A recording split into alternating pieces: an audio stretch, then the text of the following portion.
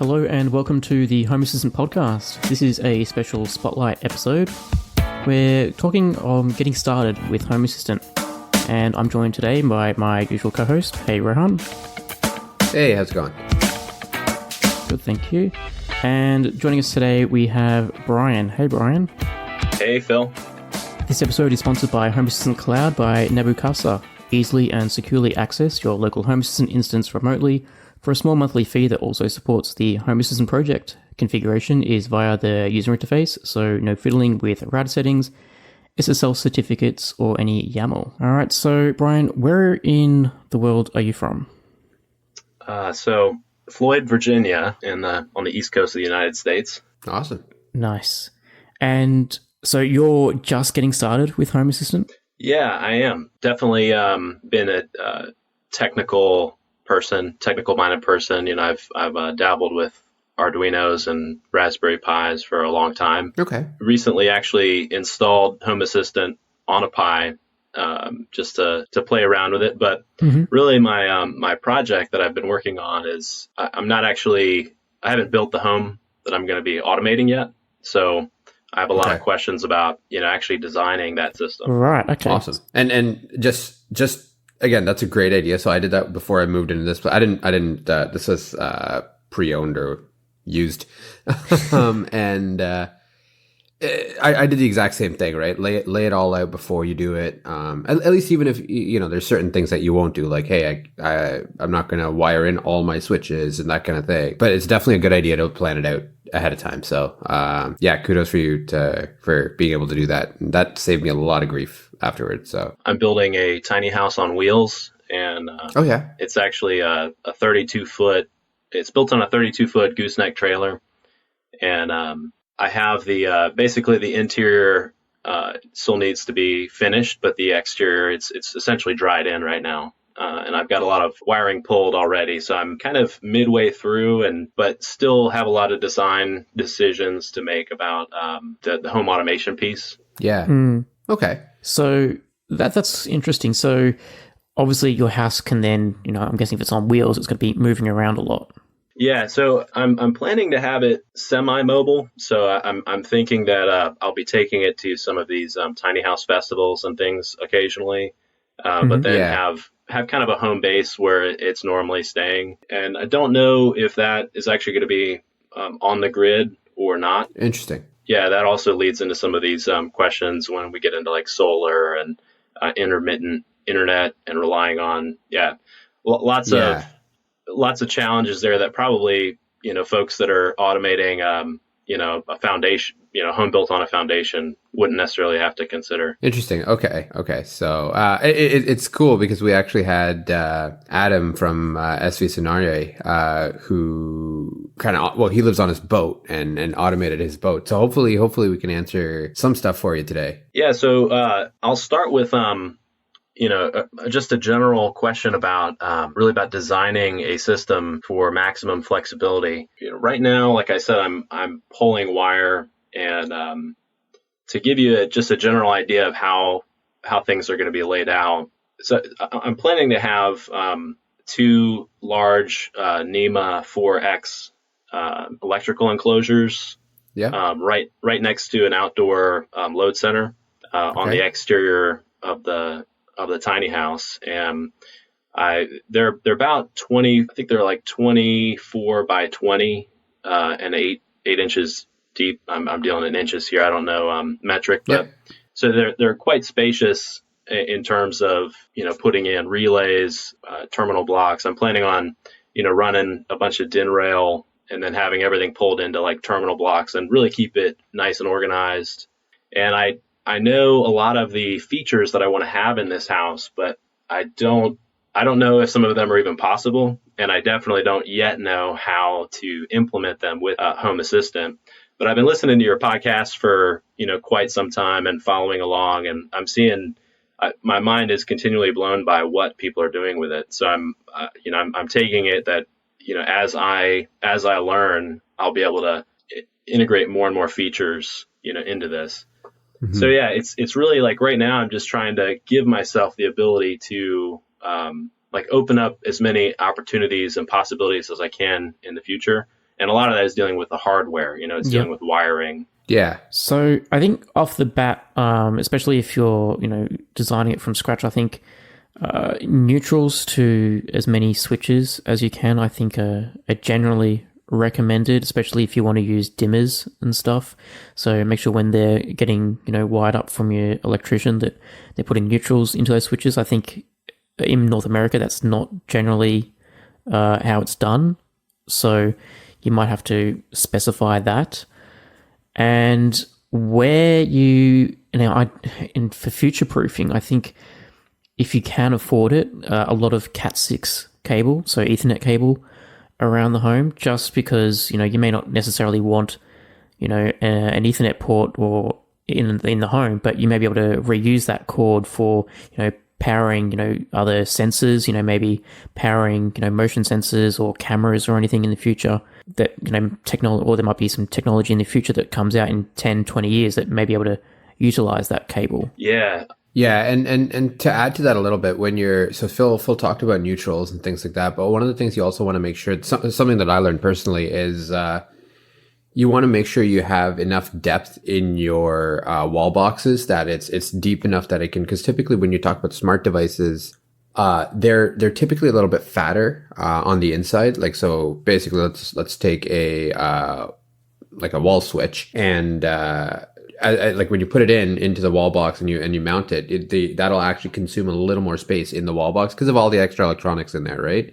As opposed to a normal switch. So you want to see if you can get it a little bit deeper and yeah, use that. And that's, for that reason, is actually one of the main reasons why I moved towards Lutron, is because theirs is a little bit thinner. But you'll also, for whatever reason, unlike a lot of standard non-smart switches, power outlets, whatever. Most people, not everybody, there are some that you get that aren't like this, but most vendors will actually have the cable hanging off of the actual switch as well. So you want to make sure you have enough space for your cabling without cramming everything in there, right? So that's something else to remember as you're doing the wiring and as you're building walls and such within the house as well. So you want to make sure you give enough room for that. Yeah. So this brings up a question that I've had for a while, and it's basically, should I, as I'm planning the system out, do I rely on devices that I'm interacting with that are smart, and then allow them to communicate with Home Assistant, like a dimmer switch that's actually communicating over Wi-Fi, versus using all like more passive devices and then wiring all that into, like one location, and then having Home Assistant kind of interface with all that, really reducing the number of Wi-Fi devices has been something that I've, for a number of reasons, I wanted to do everything hardwired. Yeah. So, I mean, generally, it seems like a lot of people are using like Lutron devices, and I think I've seen several other brands, but yep. It seems like some of that is just due to the practicalities of installing a system in an existing home. Mm-hmm. You don't have the ability to run Cat6 to every switch box, right? Mm. Yeah. Yeah. I mean, that's kind of what I've been doing. I've been running Cat6 everywhere. I've got shielded Cat6A run. That stuff is really thick too. I bought 1,000 feet of shielded Cat6A, and I was like, holy crap, this stuff is so thick. It's very hard to bend. It's very hard to move around. Yeah, for sure. Yeah. Yeah. In your case, so one of the right moves you made, as annoying as it is to work with, especially if you're running it near wiring and things like that, is you use shielded Cat6 or 6A, which is definitely the right move. So when you're wiring, I mean, so it's wireless, you have to worry about interference, things like that, like other 2.4 gig devices or what have you. You actually have the same thing to worry about when you're wiring as well, when it's close to power outlets and things like that, when it's close to electricity, right? Or things like transformers, things that generate a lot of electromagnetic interference. So shielded STP, shielded twist repair, is definitely the way to go. And especially from what it sounds like, you're going to be running it pretty much alongside your power cables. Will something happen? Probably not, but you want to make sure you reduce any of that interference wherever you can, right? Now, in terms of Wired, because I know you mentioned wired, wired smart switches, as in the smart functionality comes in through wires and stuff. I haven't seen a ton of that stuff. I actually don't know of any. I'm sure it exists. But another reason why you see, for the most part, you see a lot of smart switches that are relying on wireless technologies is, to your point, there is a lot more brownfield where I've got a existing wall with existing wires and all this stuff, and it's not really practical for me to run cable, right? So for that reason, you do see a lot of that. So if you're going for that, and this is a double-edged sword, right? Especially for you, something proprietary like Lutron might be a little better, but then there's some reliance on cloud. There's some reliance on internet, especially with a lot of these different brands that you'll get that are proprietary. Now, Lutron, I believe specifically, just because I use it, I believe they do have some kind of local bypass where we can talk directly to the hub. But again, to your point, it's still 2.4. I mean, Phil, I don't know if you've seen a whole lot of wired, like in-wall switches, dimmers. Yeah. So a lot of the like professional grade home automation systems will use wired switches and communications and all that. And it's usually, that's obviously where the high prices come into it. And generally what they do is you will have a lot of wires going to where all your switches are, and they go back to like a central place, usually in your garage or something like that, where their controls are basically like a server rack, where all those little switches and all that get hardwired into that rack, and then the brains of the house knows, okay, when a button gets pressed on this switch, I need to do this action. But obviously those systems, they're proprietary, they are very expensive sort of thing. So I don't know if there is sort of like a level down. So if you're thinking that's like top tier home automation, like the millionaires would have, I don't know if there's a level down or even a few levels down into the basics where it would be accessible for someone that wants to do it themselves to go in and run a similar system. I think the old rule is that if you can wire it in, it's better than going wireless, because interference, you don't, and especially if the house is moving, just because, if you've got Z-Wave or Zigbee switches everywhere in the current location, if you move to another location on the house, that doesn't necessarily mean that, your next neighbor might have a Wi-Fi network that interferes with all your switches, and that would be really annoying if you get to the next location and you can't turn on the bathroom switch because that's where your neighbor's router is right next door.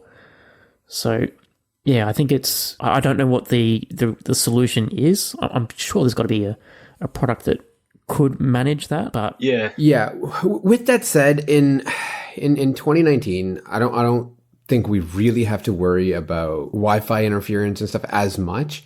Do you have to worry about it? Sure, but I mean, I've been in office buildings and residential buildings where you're in a condo and you've got 47 different SSIDs that you're seeing on when you go down and try and pick a wireless network, right? And it works still, right?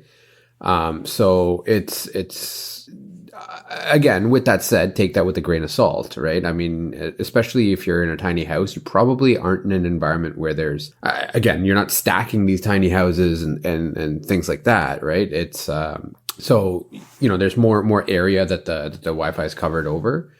And from a wireless technology perspective as well, another pro tip is don't have the AP screaming. So one of the things that I see and hear a lot is people go, I want the highest power, highest whatever, right? I want the loudest access point. Well, it's actually not a good thing. You actually want to make sure it's just enough for wherever it is you are and where... so what happens is a lot of people, if they put custom firmware on their wireless routers or on their access points, whatever, they'll go, great, you know what, I'm going to bump up the transmit power all the way. And that's not always a good thing because you start introducing a lot of noise into it. There's not a lot of interference, that kind of thing. So you want to watch out for that kind of stuff as well. Yeah. So so speaking of switches, so I've got my first project that was related to home automation for this tiny house was actually developing a lighting solution, and I saw the PCA 9685 a PWM controller. And Yeah. really, I don't know how familiar you guys are with that, but basically it has 16, 14, or I think it's 16 channels of PWM output. And I knew that I probably, if I had all the lighting that was independently controllable, like everywhere that I wanted it in the house, I would probably end up with about 12 lights. And I'm using LED strips, so they're going to be overhead, and then I've got some lofts that are going to be built in. Well, they'll actually be movable lofts, but I'll have lighting underneath them, and then bathroom lighting and then exterior lighting.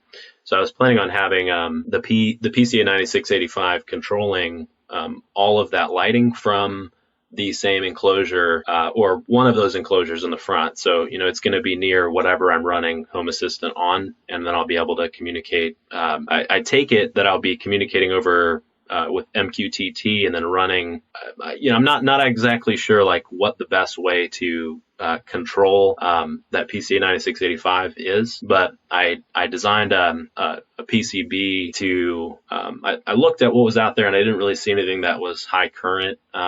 And that broke out all of the available outputs. So I designed a PCB to really break out all those and be able to drive MOSFETs really hard. So I've got MOSFET drivers driving 16 MOSFETs on a pretty small board, and I've tested it out and it's really working great. But that's going to be my control. So I was imagining that I would have, if I like, one level would be to be interfacing with switches, like physical switches on the wall. This is a tiny house, so it's not like I'm going to be having to like walk across a large room in order to use a switch, right? It's always going to be at arm's length. So that would be maybe like phase one, is to have something rudimentary where I've got a physical switch, if it needs to be, it could be like a push button, low voltage push button, and the Arduino is reading that input and then, turning on the lights to a predefined level. And then, as I go, I'm hoping to be able to get away from using physical switches altogether and use voice. But, well, let me let you, respond to that. And then I do want to talk a little bit more about electromagnetic interference and RFI and everything, but that's kind of a separate thing. So what do you guys think about how many Arduinos and Raspberry Pis and Intel NUCs and stuff do I really need to be able to run this? So one of the things you want to consider is, so it depends on really how many things you're driving, right? So from an Arduino, so you got to be looking from a what it can actually do standpoint. Typically Arduinos, from what I've seen and in my, granted, limited experience with Arduinos, for the most part, the cheap and cheerful ones aren't very, they're not super powerful. So they're typically good for doing kind of one or two things at once, right? So those things you might want to scale out a little bit. Things like Raspberry Pis are a little more powerful. But again, it depends on what you're doing with them. Are you driving those MOSFETs with them? Are you right? And then based on that, I think, honestly, the only way you really know is by trying it, right? And depends on what kind of, not as much what programming language you're running with or anything like that, more around how many of these devices are you driving. In terms of how do you get those guys integrated in, I mean, there's a few different ways. I mean, you talked about MQTT, which is a great way of driving a lot of this stuff. But outside of that, I like, from a scaling perspective, I mean, Phil, maybe you know a little more about that, but I mean, for me, it's one of those things where you got to try it out, and obviously it depends on the outputs on the specific Arduino device or Raspberry Pi and things like that, right? With GPIOs and things like that. So I think in terms of, what Home Assistant can handle and what hardware to run on it, I think there is a correlation with the number of devices that, or really in Home Assistant talk, how many entities Home Assistant has to track. So, if you've got, a whole bunch of switches and then you're getting motion sensors and everything like that, if you've got, hundreds of those in your home, then you're going to want something that Home Assistant can process, because there's going to be a lot of communication being thrown at Home Assistant. So it's going to have to process all those incoming messages and then take action and all that.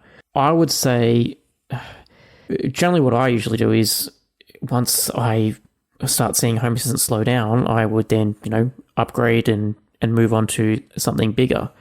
I think, the Raspberry Pi is great for starting out, but as soon as you start adding, a whole bunch of different components, you've got media servers and you've got device trackers, you can tracking who's home, who's not, which lights are on. I think the Raspberry Pi will very quickly struggle. If I was in your shoes, I'd probably be leaning towards a Nook or even maybe like a mini PC that you can potentially upgrade as you need. So maybe, if you need to switch out a processor in the future or put more RAM in it or something, maybe, start looking at that. But I do, and also another thing, you were talking about MQTT and, all these devices that are going to be using Wi-Fi. I think you also need to take a look at the network infrastructure you're going to be using. I know that was one of the pain points I had very early in my smart home journey, was once I got, several devices connected to the Wi-Fi, the standard, run-of-the-mill router that I had from my ISP just choked and, couldn't handle all the traffic itself, and my entire network would go down. So I think, looking, when you've got MQTTs sending a lot of messages over, sure, they're small packets, but it can be a lot of, single requests going back and forward. So I'd definitely look at, making sure you've got the right infrastructure in place as well. Yeah, and talking to one of your earlier points, Phil, also is when you're in terms of kind of platform selection for this, especially if you're going to be running multiple services on the same box. So Home Assistant, MQTT server, whatever other services you might be running on that box as well. You might want to do something bigger than a Raspberry Pi, like a Nook, just because, again, Raspberry Pi, sometimes when you start adding a bunch of these services, starts getting bogged down. For the Raspberry Pi, with that said, in small environments work fine. At least from, how I've seen it used, and I have quite a few friends that are using that as well. But yeah, something like a Nook might kind of for down the road, so that you don't have to take it, pick it up, move it, that kind of thing. A Nook might make sense to start out with, because then you're starting out with something a little bit bigger and you don't really need to grow into it, right?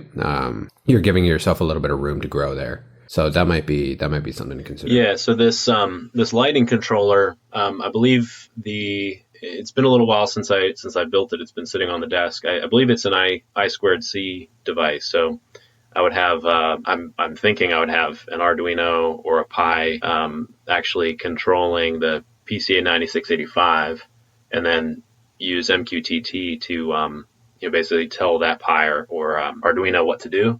And I've definitely been planning on putting in something like a NUC or some low power mini PC for sure, because I've heard a lot of people talk about slowdowns on the Pi. That's what I'm running it on right now, but I really don't have any automations or anything set up yet. It's just been to play around with it a little bit. So to go into like what I think one of the challenges here is that a lot of, maybe a typical path into Home Assistant might be somebody that's in an existing home and they see features that they want to add, automation features they want to add to their home, like, being able to tell, your device of choice, turn on the lights or whatever simple automation to make life a little bit easier. And then you've got a switch already in place that you can change out with something, and you've already got, you're already like living life and you have a functional home, and you're able to, kind of step by step build out automations in that. In my situation, I would rather bypass a lot of the, like, I don't want to have to go through phase one and like install physical switches everywhere and then pick up and and then change things out and automate different features and functions. I'd rather just jump right to using Home Assistant. But of course, the issue with that is that, like, when I install the lights, how am I going to turn them on? I'm going to have to learn how to use MQTT. I'm going to have to learn how to, get this the PWM controller up and running and talking with the Arduino, and then every step of the way, there's other things like to give you an idea of like what I want to do in the house. I definitely want to have all the lighting controlled through Home Assistant. I've also got like water sensing, like leak sensing, and then automatic water shut off, and a lot of temperature sensing as well. I mean, given that this is off grid and we may deal with like freezing issues, some way to kind of mitigate freeze damage and like potential out of control water leaks. So leak sensing, water shut off valves. Also, I'm planning on doing a solar system, and I would like to. I see a lot of benefits in having Home Assistant running with solar, because there's just such great opportunities to do like load shedding and things. I mean, just pop in a bunch of relays and you can shed loads as you need based on power levels, sun brightness, things like that, and battery health. And also maybe a schedule. I mean, am I going to be, is this a day where I'm going to be running a washing machine and, need to have, there's just all kinds of stuff I could do with that. Also, I've pulled Cat 6 to a few different locations for cameras. And I really love what I've seen some people doing with like facial recognition and motion detection and presence detection with cameras. And I don't know exactly where I want to go with that, but I definitely want to be able to play around with that. So I would be bringing in probably 2 or 3 cameras into Home Assistant as well fairly soon. I've already got a couple cameras. And then, motion sensing, window and door close open sensing. Yeah. So I've got, Cat 5 or Cat 6 pulled to each of those. Door, door locking. I've got a door that I'm designing.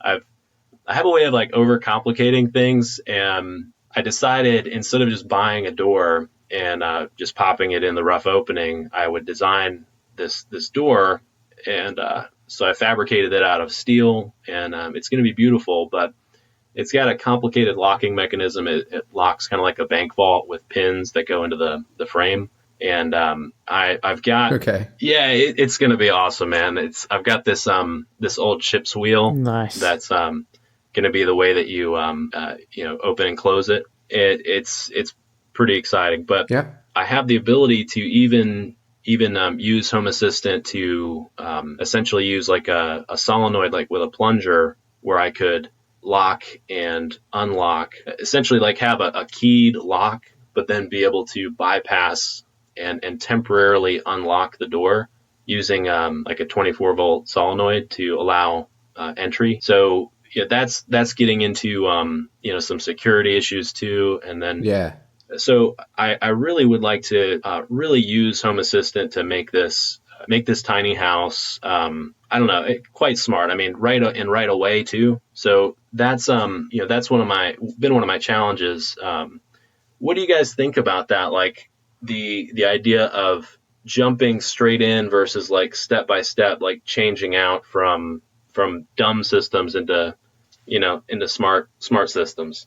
Well, if you have the opportunity to start out with something smart, then start out with something smart. There's no point in with legacy, non-smart, whatever, dumb systems, if you want to call it that, and migrating to smart. But with that said, that's also a large undertaking, right? So to your point, I mean, kind of all the things you're talking about, all the things you're planning out, that's a lot of work. And especially as you're building it, you can do one thing at a time. But then when you start having to say, okay, I got to do this and do this and do this and do this, now that starts becoming a little overwhelming sometimes, right? So it depends. If you have the time, then great. Then start out smart and just go full steam ahead that way. But something interesting I wanted to touch on is you talked about kind of your door design with the lock and so on and so forth, right? One of the things you might want to be aware of is just, again, before you build all this stuff out, like physically, or before you put it into, well, in IT terms, before you put it into production, What you want to look at is make sure you go through all your failure scenarios, right? Great. I have no power. What happens? I have no internet. What happens? I have no, or maybe Home Assistance died somehow, somewhere, someone for whatever reason, right? What happens then? Do you have a manual bypass, especially for something like your door lock, where, I mean, assumably you have one, maybe two doors and no other way to get in or out of that house. Is it default open, default close? How does that affect things? And or on top of that as well, from a security perspective now, okay, if you have a default open or a default close, then A, can you get into the place? Or B, can anybody get into the place if it's as simple as going, like you mentioned, all your electrical stuff's outside. So if I go just flick off a couple of breakers, what happens now? Right. So make sure you test those kind of scenarios before you actually put it in, because, and do you have a manual override where you can physically go in and, like, it sounded like you're basically building a custom lock, right? Kind of like you said, like the bank vault style, whatever. So great. You have the ship's wheel on the inside. Now what happens on the outside, right? And that kind of a thing. So, just make sure you run through all of those different scenarios, and maybe I misunderstood some of what you're doing, but it sounded like there may be potential for you locking yourself out of your place. Yeah. So the door, since this is audio, to kind of describe the door, it's like a standard size door with I think it's a 32-inch door with a side light, 14-inch side light. And there are pins that engage the frame at the top and the bottom. And I've got a couple gears and gear racks inside a gearbox to basically change the rotation of the exterior mounted ship's wheel to actually engage those pins up and down the direction that they need to go. And I've got a lock, a traditional keyed, like Kwikset, or I don't know the brand, but yeah. A physical lock that will, it's not actually engaging a deadbolt into the frame. It's actually disengaging basically a stop that is blocking one of the gear racks. So that key will always be able to, from the exterior, allow those bolts, those pins to be disengaged from the frame and allow the door to be open. And then from the inside, I've got just a standard like deadbolt style thumb turn. So, that's actually, I'm not going to be completely reliant on Home Assistant to open the door for me. I'll have an option to get in and out without it. I wanted to have, so that's actually one where I can kind of kick that can down the road a little bit, because with that, basically I'll install the solenoid, have the solenoid able to temporarily disengage that stopper that the lock is engaging. So it's as if, somebody's in there turning the key, and then locking it back when that plunger is pulling that stopper away from the gear rack. So I'll be able to have that hooked up, wired up, and then, wires terminated in one of those panels at a terminal block, and then figure out over time how to get that system like integrated into Home Assistant.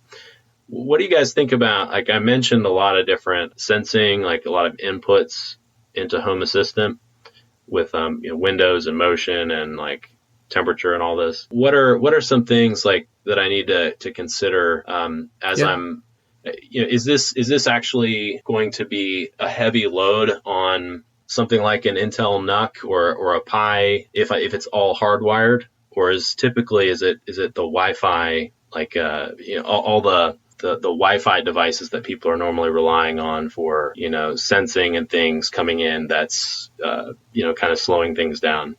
You know what I mean? Is it going to be easier because it's hardwired on the system? I don't think that would affect it too much. I mean, from a Home Assistant perspective, it's still a sensor or not a sensor, right? It's still data coming through. Yeah, exactly. I think what will actually affect it more is how much of that telemetry are you pulling through and how often, right? So for example, if I'm polling every one of my sensors every, let's call it half a second, versus polling it every 5 seconds, now there's that much more or less data relative to whatever side of that line you're looking at that Home Assistant has to process and or graph out and or, whatever, right, that it has to deal with. So if you're planning on pulling more information, then it does put more of a stress on Home Assistant, right? If you're planning on pulling less, then great. So and it really depends on what you want to do. So you talked about kind of saying, some slightly more advanced topics where you started saying, hey, you know what, I want to do facial recognition, I want to do that kind of thing. Typically that sits outside of Home Assistant, but at the same time, if you're thinking of doing those kind of advanced things, you may also be thinking of doing some other advanced, let's call it analytics, where you start saying, okay, I want more information, and the more I get, I can make better, more intelligent decisions based on what's actually happening in the house. Now, that takes a lot of data, right? So for something like that might put a bit more of a stress on Home Assistant than not doing that, right? I'm talking strictly from a data collection perspective, not from crunching those numbers to actually do something intelligent out of it. So that might be something to consider, but at the same time, it also depends on how many sensors you have, right? If you've got relatively few amount of sensors, it shouldn't be too bad. If you've got a ton of sensors, like several hundred sensors, and you're polling all of them constantly, it's probably you probably want something heftier. Yeah, so I know the Arduino Mega's got a ton of I/O, and a lot of this stuff is pretty, like the door and window, like open close sensors. That's just it's an on off. It's an on off condition. Stuff like temperature sensors. If I have those on I could have those on a single I2C line. And just have a few temperature sensors, like interior and exterior, and amperage detection could also be run through the Arduino. Those things, I guess, are going to be fairly low load. And then I would just have, if I'm understanding correctly, I would have the Arduino basically telling Home Assistant what's going on through MQTT for all those inputs. And then the heavier the heavier stuff, like the cameras and presence detection, that's a big piece. That's I'm not sure how to handle that. But those two things, that's not going to be an Arduino thing. That's going to be pipe that data directly into Home Assistant and deal with it somehow. Yeah, fair. Yeah. So, those are depending on how much you're pushing the Home and really that's there's no kind of specific formula that's, past this many things at this many seconds, you're going to have to upgrade to a Pi 4. You know what I mean, right? And then there's also what Home Assistant is going to do with that data. So, you may have your door opening and closing, or you may have temperatures coming in. What's Home Assistant doing? Is it processing automations based on that data, or perhaps it's then pushing that data over to the recording component, which will either use SQLite or may use MySQL database if you want to keep it, a bit faster and snappier? Or is it going to long-term storage for, like into an InfluxDB, where you can then, use it and put into nice graphs in Grafana? So, it's not just data coming into Home Assistant for, processing automations. It's then what Home Assistant has to do with that data to push out to the external system. So if you've got temperatures updating every minute, then every minute Home Assistant's going to have to receive that data via MQTT and then push it out somewhere else and save it. Yeah. So to streamline that a little bit, maybe there might be another, let's call it a preprocessor somewhere sitting between the physical sensor and Home Assistant, right? So stuff sends it to that. Maybe it's an Arduino, maybe it's a Raspberry Pi, something like that. That does a bit of crunching and then sends that off to Home Assistant. So that might make things a little more efficient. So basically it's filtering out the things that you actually care about and maybe summarizing things and that kind of thing to actually pull triggers into Home Assistant. Bryan, before you mentioned that you were considering just going straight into some of the, don't step up, just go straight into the full-on smart home. How are you planning? So for things like, maybe guests come over or people that aren't, necessarily into the smart home, how do you see them interacting in your home? Because for me, I feel as though being able to replace every light switch in a home doesn't necessarily make sense. Yeah, definitely. That's something that this home, I've really designed this tiny house around my own needs. And, but I have been, obviously I'm going to have people over and they need to be able to turn on the lights, if and leave the house and stuff like that. So I was, Yeah. right. I was imagining, right at the door on the interior, having a touchscreen with, with the interface pulled up to be able to do things. I don't know if if a touchscreen is intuitive enough to control lights for people. I mean, obviously, somebody coming into the home, the first thing that they're interacting with, like the very first thing that they interact with, will be this ship's wheel that opens the door. So already you're kind of into a situation where it's non-traditional, and it's going to take a little bit of learning to be able to to use the home. So I'm not I'm not at the level where I want to have physical switches everywhere because that's what people expect. But I do want people to be able to kind of intuitively understand, this is how you turn the lights on. There's this touchscreen interface, but I could use some guidance there, in thinking about that. Yeah. So I think two school of thoughts come to me. One in programming is, keep it simple, stupid, right? So, if someone's walking into the house and they need an instruction manual on how to turn the lights off and on, not ideal. Also, and to Rohan, you made this point before, is when you have such an integrated house and so many moving parts, when one of those moving parts fails, it can make your smart home very, very stupid very quickly. So, all it would take is, for example, as Rohan said before, like maybe like Home Assistant's rebooting from an update and it doesn't come back, and all of a sudden you have no control over any of your lights. Or, maybe your presence detection hasn't fired correctly and now your alarm's going off because it thinks there's an intruder in the home and you can't turn it off for whatever reason.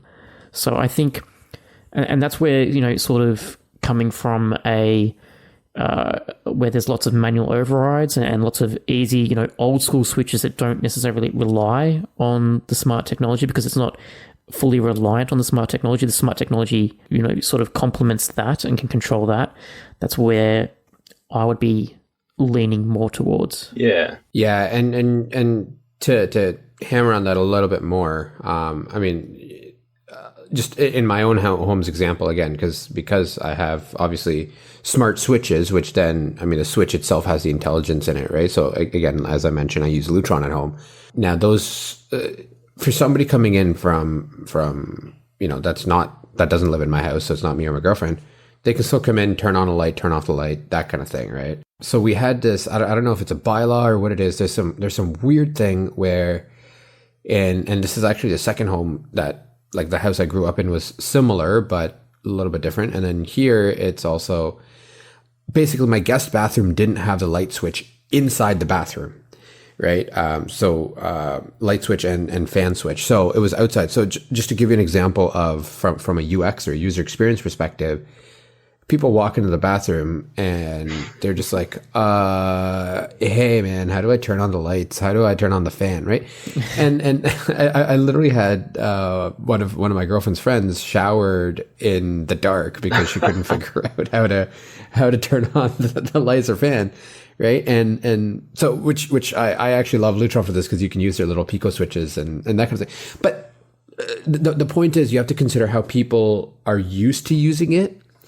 And again, even as technologically inclined as you may be or I may be, that doesn't mean everybody is, right? So what happens is now somebody comes into your house, a guest, whoever comes into your house, to Phil's earlier point, you don't want an instruction manual of here's how you turn on the lights, turn off the lights, right? That kind of stuff should just be intuitive. And otherwise you find people either not using it, or B, just being like, man, I hate this. Right.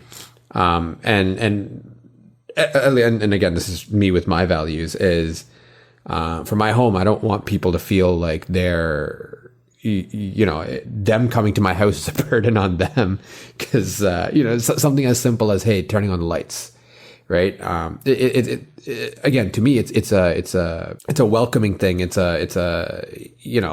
you want to, have the, again, my house, I use an Amazon Echo. So if you want to have the Echo turn on the lights, turn off the lights, or do a scene where it turns off all the lights or turns on all the lights, that's cool. Right. But sometimes people still need to be able to have that intuitive, like, hey, let me turn on the lights, and I just need something real quick. And to Phil's point as well, which is actually the second point I was going to bring up, is failure, right? Again, you got to consider that.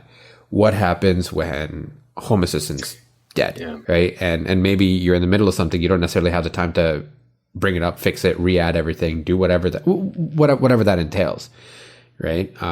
So great. If that means if I have to run my house for 2 days without it, how are you going to do that? I'm wondering also if there could be some potential legal requirements as well when you're designing. Maybe you need to have physical light switches in a room.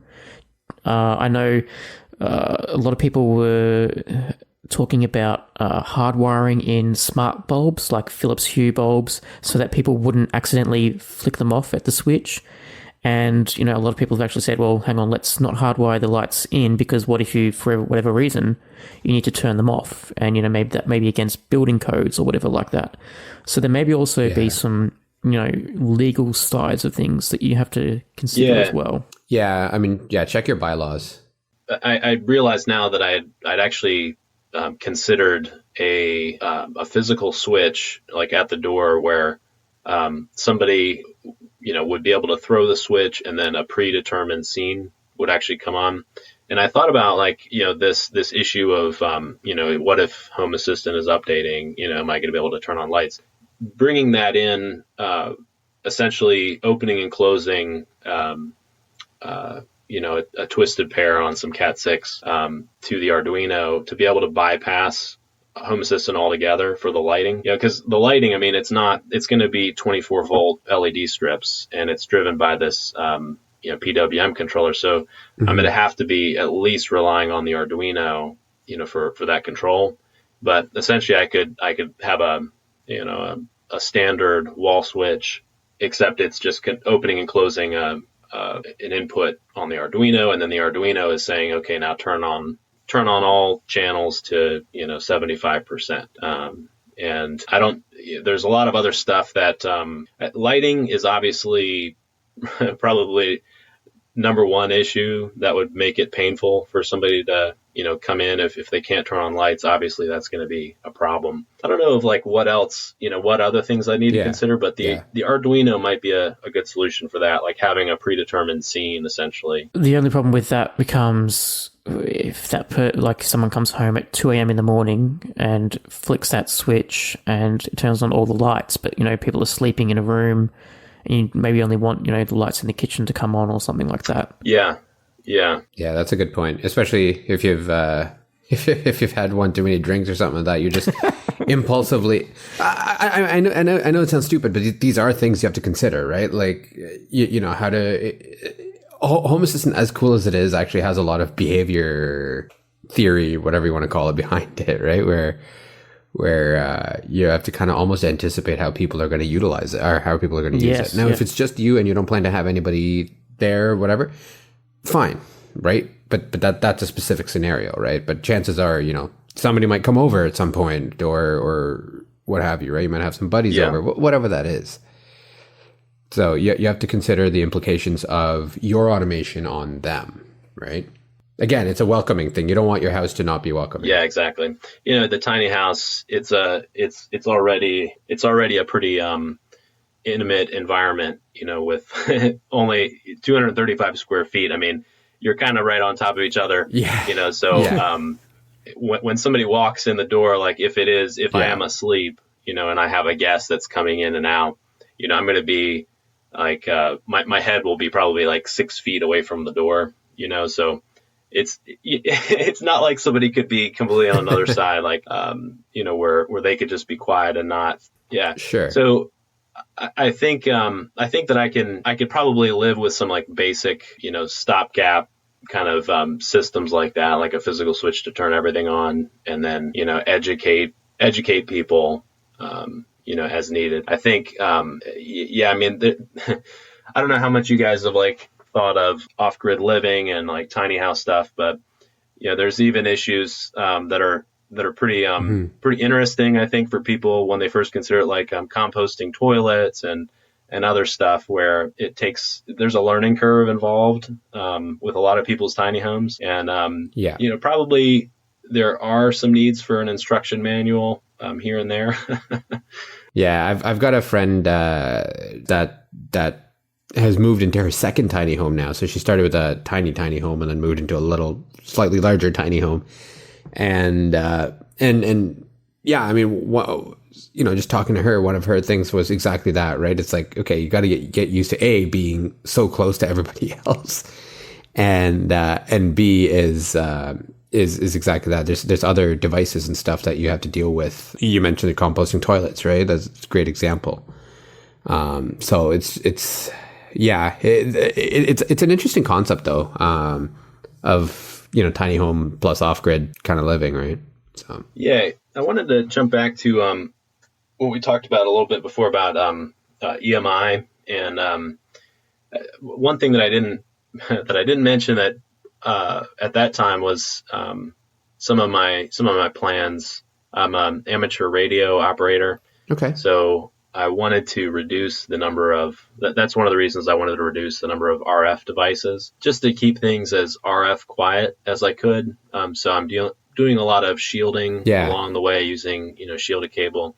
You asked about running like Cat 6 along power. I'm building, so this tiny house, it's actually a kit. I started building one for myself and then decided to kind of create a design that was more easy to replicate. And eventually it became a kit product. Yeah. And so this is the prototype kit, and it's made with SIP panels, structural insulated panels. So for those not familiar with that, it's like two pieces of OSB with a bit of expanded polystyrene foam in the middle. So it's like a sandwich almost. And there's no inset lumber like blocking. You could basically take a drill and run it through the foam from one end to the other, and you have a chase for electrical. So I've got chases at outlet height, switch height, and then at loft height. And I ran the low voltage, kind of this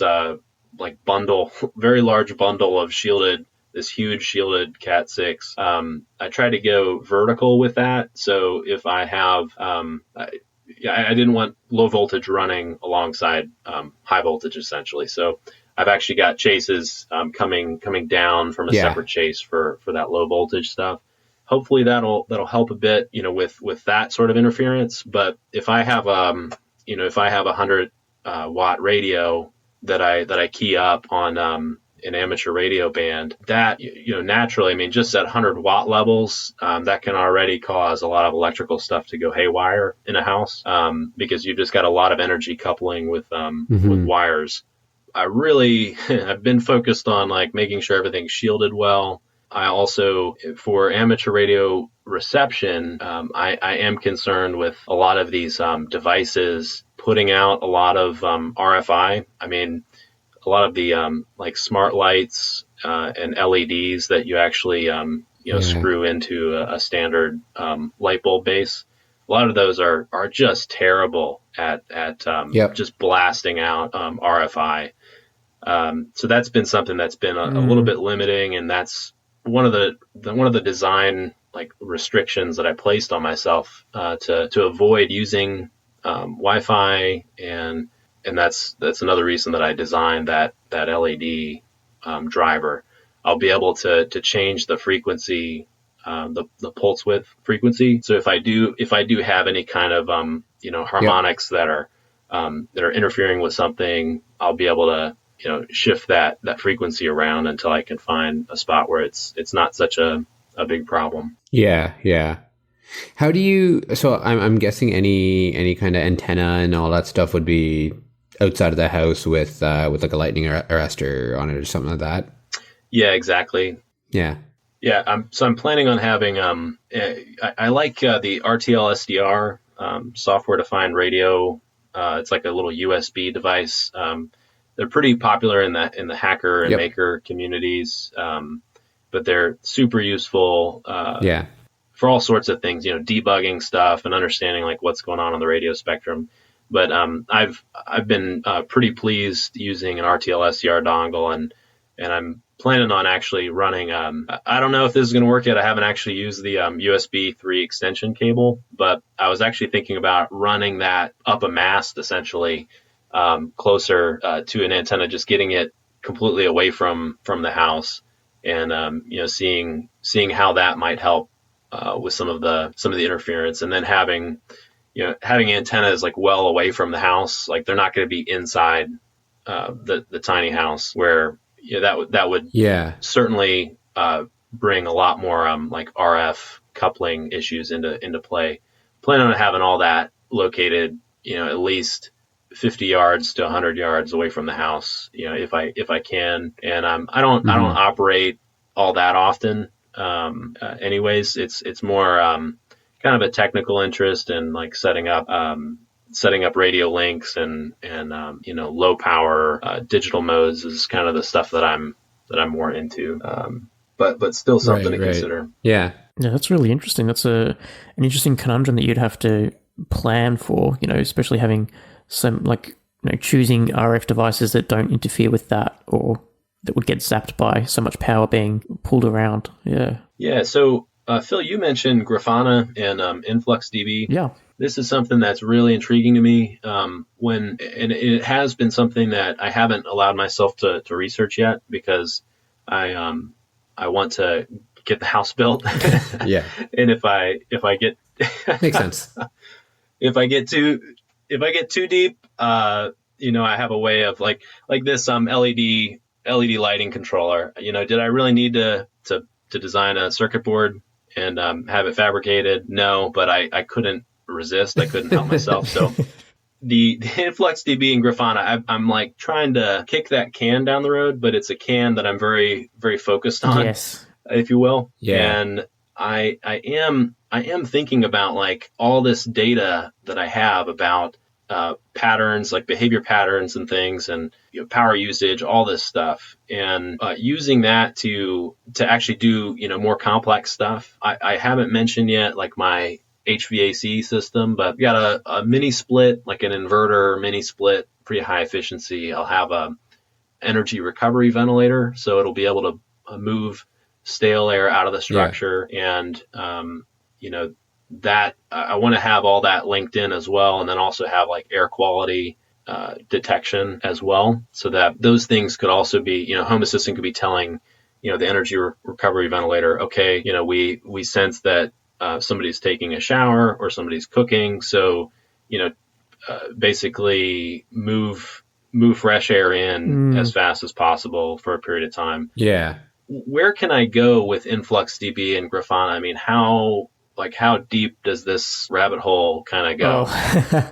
So Grafana and Influx is actually good for, so InfluxDB would have like your long-term data. I think the default retention is like 6 months, but you can have it for as long as you want. And then Grafana just literally puts graphs around that data. But if you want to get to sort of like the machine learning state where the house can see what's happening and then take action based on that, take a look at the Jupyter. I think it's called Jupyter, and they're called Jupyter notebooks. And what you can do, maybe even powered by IBM Watson or something like that, where you can have a whole bunch of data being pushed into this system, and you teach it how basically like signals.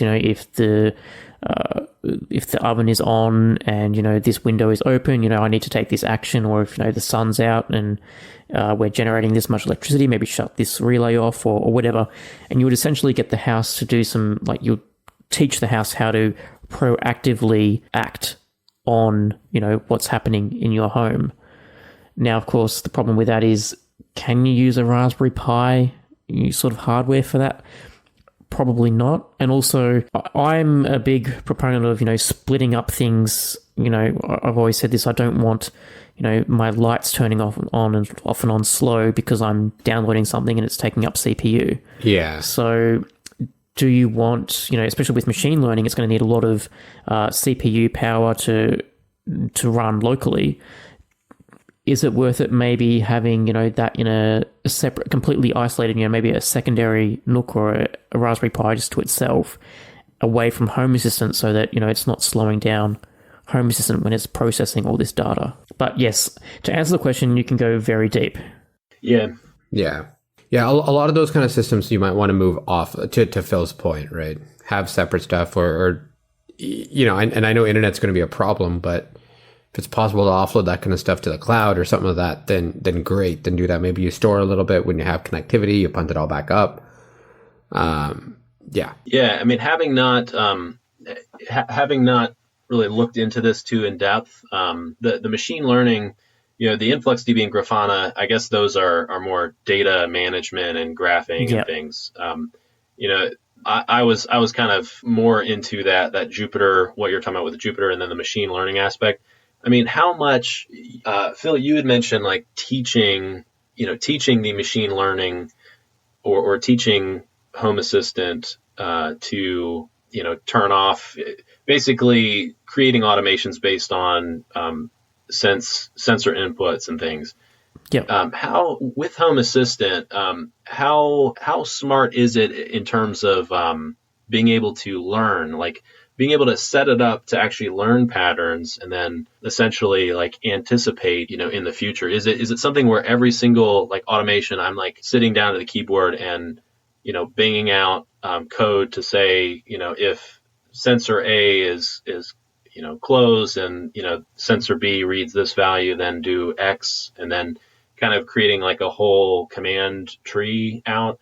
Or are there actually capabilities where you can kind of start to have the thing learning itself and then actually trying to anticipate your needs? I mean, that that sounds. I'm sure that could really go off the rails. But is something like that even possible? So I guess I have to start off with, I haven't looked into this personally. I'm a bit of the mind of I can't really trust the machine to know exactly what I do all the time. I don't think machine learning is there yet, but I think that is the whole idea of these Jupyter notebooks and IBM Watson, is that it learns these patterns. And I think to some respect, we even see, a lot of this coming into like the some of the big players, for example, the Amazon Echo and the Google Home. Amazon Echo has the ability for the new Guard feature, which can also use some of this functionality where it can know, what sort of devices that you have on during the, after sunset. And then if you're away and you've got guard mode enabled, it can sort of like mimic that you're home based on the actions that you would normally do. So I'm guessing like this is what, where you would use, the IBM Watson and all these Jupyter notebooks. You would give it a preset, sort of rules and what you want it to learn and let it go ahead and try and work out what it would do. Yes, you'll have to tinker with it. I don't know how involved it is. You might need to be a data scientist, I haven't tried it myself. But on the opposite side, going in and, is this state, is it this state? That's what basic, that's the whole point of Home Assistant automations are. If you want something to happen, you have to actually, create the automation to do that specifically. So that's where I would assume that all this machine learning stuff and Jupyter notebooks would come in, that you don't necessarily have to write an automation for every single scenario. Yeah. Yeah. If you check out there's also, Home Assistant has a specific data science kind of page, right? So it's data.home-assistant.io. Check it out. There's some interesting stuff there. And really it's more around, hey, here's data and here's all the stuff that you want to consider and that kind of thing, right? So, and it also kind of shows you how to use Jupyter Lab and those things. Yeah. Yeah. So in this situation, like if I have, sensors everywhere, I if it's not today, I mean, I can see a point in the future where we will have, machine learning able to anticipate our needs. So I think of like coming home. I mean, the typical routine that I might have, when I'm, 5 miles from home after work, bring the temperature down to, 70 degrees inside, and maybe a bit cooler if it's hot outside. When I'm pulling up to the house, turn on, if it's after dark, turn on the exterior lights, unlock the door, put on some music, change out the indoor air if it hasn't been changed out, recently, so that there's fresh air inside, and on and on. Like these sorts of things, if that's my typical routine. Some of those things are like automations based on like GPS data or whatever. But in terms of the routine, like when you get into the home, you could certainly, with so much computing power and so much data input, it seems inevitable that, you will have some sort of like AI kind of creating these automations for us. And I'll definitely check out that data science page. I mean, do you think that you really do need to be like a data scientist at this point to do that, or are those capabilities already kind of out there where Home Assistant is kind of writing automations for you based on your typical patterns? Personally, I don't think it's there yet, right? I mean, there's stuff you can hard code in and things like that. So like for example, in terms of you can use concepts like zones and stuff to say, hey, I'm within this zone. I want to define a radius of this much, and like you used the example of, hey, I'm 5 miles out from the house and turn the temperature down, right? Whatever that looks like. So that kind of stuff that's more static, you can do. But really, when you want to start doing more dynamic kind of behavioral things, then that's really where you want to start looking at something like something that involves data science, right? Because now it's about and I am in no way even remotely qualified to talk about this, but there's quite a bit of statistics. There's quite a bit of that kind of stuff that gets involved in terms of how do you model what's happening and that kind of stuff. So it can get complicated. I think there are some pretty cool high level things that you can kind of learn and figure out. And I think, and I haven't looked too deep into it, but I think Jupyter is one of those things that's a little easier to get started with, but then you can really start going down a rat hole of, here's how I'm going to start to predict behavior and that kind of stuff. So that, especially when you get into predictive kind of things, I think that's really where, you're moving away from Home Assistant and more into that kind of, machine learning kind of behavioral analysis, right? Yeah. So with Jupyter Notebooks, Phil, I haven't even ever heard of that. So I guess I'll, ask general questions like, is that something where you actually have the ability to do some of that predictive behavior, and then that could actually be an input into Home Assistant rather than that running on Home Assistant? Is that kind of the way that it's set up? To be honest, I'm probably not qualified to answer that. I'm pretty sure that it is a separate system that would take in the data and then output an action. And so that action would be, tell Home Assistant to do this.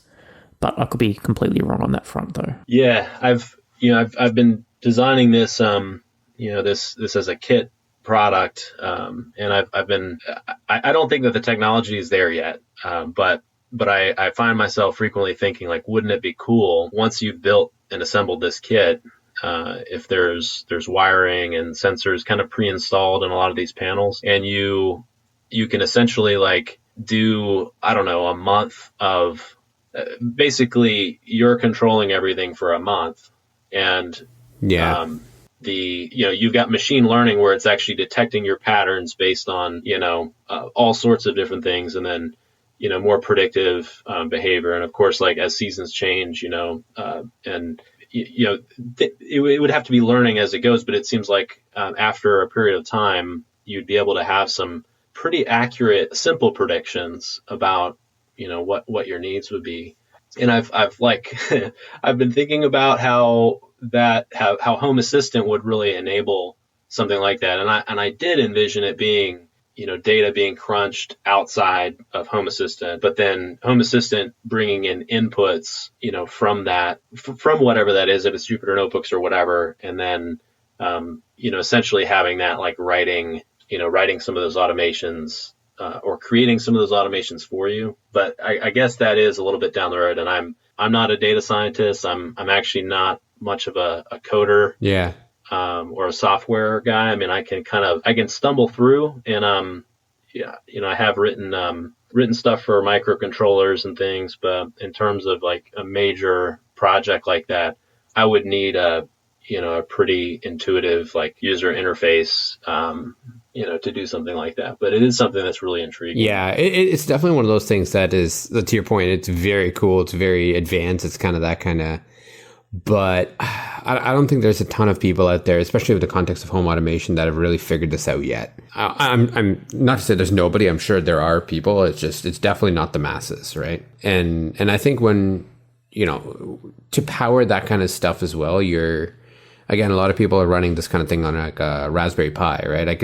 For that kind of stuff, I think you'd need something a lot more powerful than something like a Raspberry Pi or even an Intel NUC. Maybe I don't think will be powerful enough. So it depends on how much data you're feeding it and how much crunching it's doing and all that stuff. But for the most part, yeah, it is definitely something intriguing, but I think that's also pretty far out especially for like a product like Home Assistant, right? So yeah.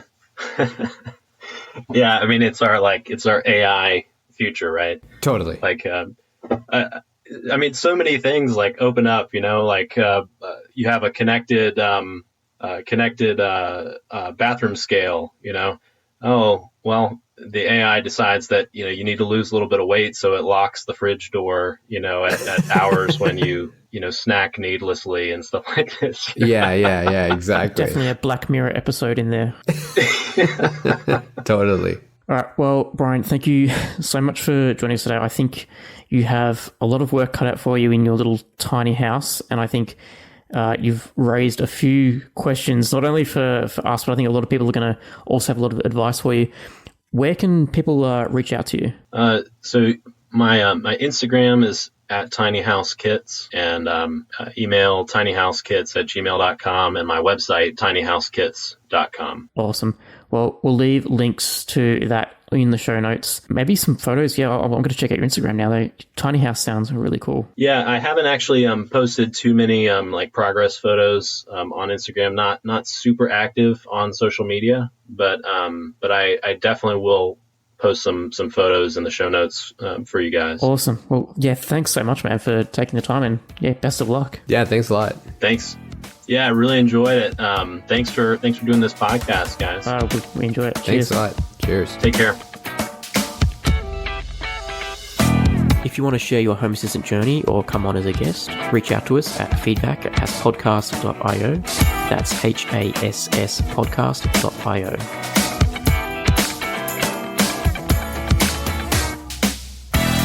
The Home Assistant podcast is hosted by Phil Hawthorne and myself, Rohan Karamandi.